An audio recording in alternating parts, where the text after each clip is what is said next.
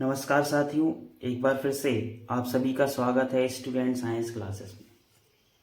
तो बेटा कक्षा 10 में एक्सरसाइज है 9.1 और क्वेश्चन नंबर है 12। तो इसमें क्या बोला गया है, ध्यान से सुनिएगा। 7 मीटर ऊंचे भवन के शिखर से एक केबल टावर के शिखर का उन्नयन कोण 60 अंश है और इसके पाद का अवनमन कोण 45 अंश है। तो टावर की ऊंचाई ज्ञात कीजिए। तो ये रहा बेटा प्रश्न, और प्रश्न छोटा है लेकिन इसका जो सॉल्यूशन है वो थोड़ा सा बड़ा हो जाएगा। तो आपने ये प्रश्न अच्छे से पढ़ना है और फिर इसका चित्र बनाना है। तो ध्यान से देखिएगा क्या बोला गया है। 7 मीटर ऊंचे भवन, तो अपन क्या बना लेंगे बेटा, एक 7 मीटर ऊंचा भवन बना लेंगे। ठीक है, ध्यान से देखिएगा। ऐसे हमने 7 मीटर ऊंचा क्या बनाया, एक भवन। ये दिख रहा है आपको, 7 मीटर ऊंचा क्या है, एक भवन। ठीक, 7 मीटर ऊंचे भवन के शिखर से, तो भवन का शिखर क्या हो गया बेटा, ये है ना, ये है आपका भवन और भवन का शिखर हो गया ये। ठीक, 7 मीटर ऊंचे भवन के शिखर से एक केबल टावर के शिखर का, यानी क्या लगा है बेटा, आसपास कोई एक केबल टावर। तो केबल टावर दूर लगा होगा भवन से, तो ये मान लो आप केबल टावर लगा, तो केबल टावर बड़ा होगा भवन से। ठीक है ना बेटा, तो ये आपका एक केबल टावर हो गया। तो भवन के शिखर से मतलब यहां से एक केबल टावर के शिखर, तो केबल टावर का शिखर क्या हो गया, ये। केबल टावर के शिखर का उन्नयन कोण 60 अंश है, मतलब भवन के शिखर से बन रहा है ये कोण केबल टावर के शिखर पर। लेकिन कौन सा कोण है, उन्नयन कोण। तो उन्नयन कोण सदैव कैसा बनता है बेटा, नीचे से ऊपर की ओर। तो यदि हम यहाँ से इस लाइन को मिला देंगे तो यहाँ पर ये जो कोण बनेगा वो कितने का बनेगा, 60 अंश का। परंतु 60 अंश का कोण बनाने के लिए यहाँ पर कुछ बेस होना चाहिए, तो अपन एक अपने मन से एक क्षैतिज रेखा ये खींच देंगे। ठीक है, और यहाँ पर कोण दे देंगे कितने का, 60 अंश का। ठीक है बेटा, तो ये आपका क्या हो गया, टावर या केबल टावर। ठीक है बेटा, अब इसके आगे क्या बोला गया है, इसके पाद का, यानी कि किसके पाद का, इस केबल टावर के पाद का। तो ये जो केबल टावर इसका पाद बिंदु हो गया बेटा ये। ठीक है, इसके पाद का अवनमन कोण, तो अवनमन कोण कहाँ से बन रहा है, इसी शिखर से, भवन के शिखर से इस केबल टावर के पाद का अवनमन कोण 45 अंश का है। मतलब यहां से यहां तक का कोण कितने का है, 45 अंश का। ये तो अवनमन कोण जो है बेटा वो ऊपर से कहाँ बनता है, नीचे की ओर, ये बन रहा है, देखिएगा आप। और आपको केबल टावर की क्या निकालनी है, ऊंचाई। तो ये केबल टावर की ऊंचाई अपन को ज्ञात है नहीं, तो इस केबल टावर की ऊंचाई अपन अपने मन से बेटा h मीटर मान सकते हैं। कितना, h मीटर। ठीक, और ये लाइन अपने मन से अपन मिला देंगे ये। ठीक, अब नाम दे देंगे यहाँ पर A B C D और E। ठीक है बेटा, तो AC आपका क्या हो गया, केबल टावर, ED क्या हो गया आपका भवन। ठीक, और यहाँ पर ये दूरी आपको ज्ञात है नहीं, तो इसको अपन कुछ भी मान सकते हैं, जैसे अपन ने माना x मीटर।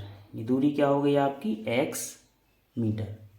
ठीक है ना बेटा, चलिए अब आप देख पा रहे हैं बेटा कि जो CD लाइन है और BE लाइन है एक दूसरे के समांतर है ना, तो ये वाली जो रेखा है इस वाली रेखा के बराबर होगी। तो यदि अपन ने इसको बेटा x मीटर माना है तो यहाँ पर भी ये कितना आएगा, x। ठीक, और आप देख सकते हैं ED के समांतर क्या है, BC है कि नहीं। तो यदि ये 7 मीटर है तो ये भी कितनी होगी, 7 मीटर ही होगी। ठीक है ना बेटा, अब आप देखिएगा टोटल ऊंचाई आपको जो ज्ञात करनी है वो है h मीटर। तो टोटल ऊंचाई कितनी है, h मीटर, और यहाँ से यहाँ तक की ऊंचाई कितनी है, 7 मीटर। अब बचा कितना ये, तो यहाँ पर ये कितना हो जाएगा, क्या कहेंगे अपन, टोटल है बेटा h और नीचे है कितना, 7। तो यहाँ पर कितना बचेगा, h माइनस 7। तो ये जो ऊंचाई हो जाएगी वो कितनी हो जाएगी, h-7 मीटर। ठीक है बेटा, तो ये रहा अपना चित्र। अब अपन इसकी कुछ थ्योरी लिखेंगे, ध्यान से देखिएगा। तो यहाँ हम क्या कहेंगे, तो यहाँ लिखेंगे अपन, माना कि एसी क्या है आपका, केबल टावर। माना कि एसी टावर की ऊंचाई बराबर, तो एसी टावर की ऊंचाई बराबर कितनी कहेंगे आप, h मीटर। कितनी मानी बेटा आपने, h मीटर। फिर भवन ईडी बराबर, भवन ईडी की जो ऊंचाई है वो कितनी मानी आपने, 7 मीटर। ठीक, और आपको कुछ कोण दिख रहे हैं, AEB, ये एक उन्नयन कोण है बेटा, कितने का बन रहा है यहाँ पर, 60 अंश का बन रहा है।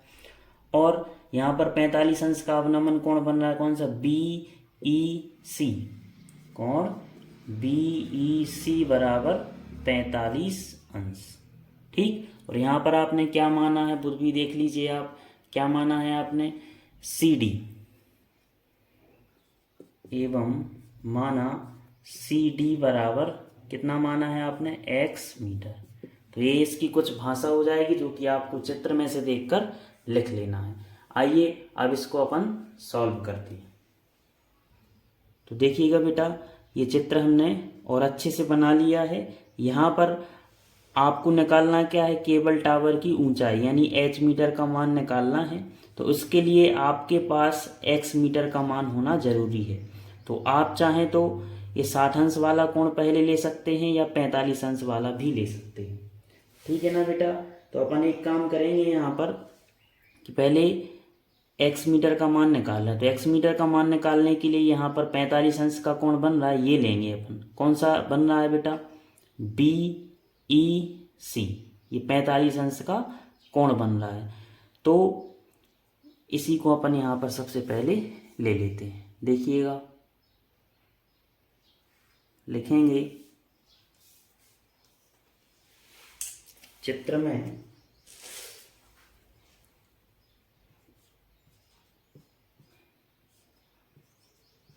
में समकोण त्रिभुज, चित्र में समकोण त्रिभुज। तो समकोण त्रिभुज कौन सा है बेटा, EBC, क्या दिख रहा है आपको, EBC में देखिएगा, यहाँ पर आप देखना बेटा ध्यान से। तो इस चित्र में आप देख पा रहे हैं बेटा, समकोण त्रिभुज कौन सा बन रहा है, EBC। तो यहाँ पर 90 अंश का कोण बनेगा, यहाँ बनेगा कि नहीं बनेगा। ठीक, अब कोण के सामने वाली भुजा क्या कहलाती है बेटा, कोण के सामने वाली भुजा कहलाती है लंब। तो ये क्या है आपका लंब, और 90 अंश का कोण यहाँ पर बन रहा है, तो 90 अंश के सामने वाली भुजा क्या होती है, कर्ण। तो ये रहा बेटा आपका कर्ण, ये रहा आपका लंब, और ये रहेगा आपका क्या, आधार। ठीक है बेटा, तो यहाँ पर कनेक्शन बना देना है। किस किस में रिलेशन बन रहा है आपका, कर्ण का मान तो है नहीं यहाँ पर, ये है आपका लंब, लंब का मान है और ये मान आपको ज्ञात करना है। तो लंब और आधार में कनेक्शन बना दे रहे हैं यहाँ पर। तो क्या हो जाएगा, लंब बटे आधार, लंब को ऊपर कर दे रहा है बेटा और आधार को नीचे। तो क्या बन गया, लंब बटे आधार। और लंब बटे आधार किसका फार्मूला होता है, tan थीटा का। तो ये लिख दिया आपने tan थीटा। अब यहाँ पर बेटा थीटा का मान रखना है। तो थीटा का मान कितना है यहाँ पर, 45 अंश। तो ये लिखा आपने 45 अंश बराबर। अब लंब का मान बताना है। तो लंब क्या है यहाँ पर, BC भुजा, लंब क्या है, BC भुजा। और आधार क्या है यहाँ पर, BE, आधार क्या है आपका, BE। tan 45 का मान कितना होता है बेटा, 1 के अपॉन में कुछ नहीं, मतलब 1 तो रहेगा, बराबर BC का वैल्यू कितना है यहाँ पर 7, और BE का वैल्यू कितना माना है आपने, x। अब यहाँ पर तिर्यक गुणा कर देंगे आप, x का 1 में होगा x और 1 का 7 में होगा 7, तो x बराबर क्या आ गया बेटा 7 मीटर। इसको आप दे सकते हैं इक्वेशन नंबर फर्स्ट। तो ये आपके पास बेटा एक मान आ गया, x का मान कितना आ गया 7 मीटर। ठीक है ना बेटा, मतलब ये है कि यदि x का मान 7 मीटर यहाँ आया है तो 7 ये भी होगा, ये भी होगा और ये भी है। ठीक है ना बेटा, मतलब ये एक वर्गाकार आकृति हो गई, सभी भुजाएं कैसी हैं इसकी समान हैं। अब आप 45 अंश वाला कोण ले लिए हैं, अब आप लेंगे कौन सा 60 अंश वाला कोण। तो 60 अंश वाला समकोण त्रिभुज कौन सा बन रहा है आपका ABE बन रहा है कि नहीं। तो यहां पर लिखेंगे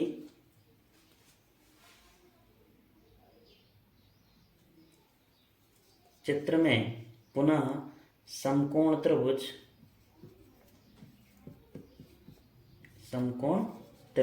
कौन सा बन रहा है बेटा ABE में। तो ABE में आप क्या कहेंगे बेटा, यहाँ पर आप देखेंगे कोण यानी 90 अंश के कोण के सामने वाली भुजा आपका कर्ण होती है और कोण के सामने वाली भुजा लंब, और बचा क्या है आपका आधार। तो कर्ण का मान तो है नहीं आपके पास, लंब और आधार में कनेक्शन बना देंगे तो क्या हो जाएगा लंब बटे क्या आ जाएगा आपका आधार, लंब बटे क्या आ गया आधार। ठीक है बेटा, और लंब बटे आधार किसका मान होता है tan थीटा का, तो बराबर में क्या आ गया tan थीटा। अब इसके आगे और सॉल्व करेंगे बेटा, तो क्या हो जाएगा यहाँ पर tan थीटा का मान रख देंगे। थीटा का मान कितने का है, यहाँ पर 60 अंश का कोण बन रहा है आपका, तो 60 डिग्री। लंब क्या है आपका बेटा AB, कौन सी भुजा है AB भुजा आपका लंब, और आधार क्या है यहाँ पर EB या BE कह सकते हैं आप BE। तो ये क्या हो गया आपका आधार। चलिए और आगे बढ़ते हैं। अब यहाँ पर देखिएगा tan 60, तो tan 60 का मान कितना होता है बेटा √3।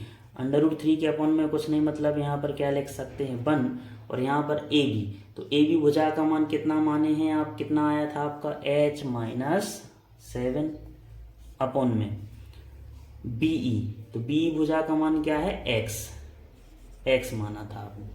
अब यहाँ पर आप चाहें तो x का मान भी रख सकते हैं कि नहीं। x का मान कितना निकाले थे आप समीकरण 1 से 7, तो यहाँ पर लिख देंगे हम समीकरण 1 से x का मान रखने पर, तो क्या आएगा √3 अपॉन में 1 इजकल टू में H-7 रहेगा, और x के स्थान पर कितना लिखेंगे आप 7, ये आ गया।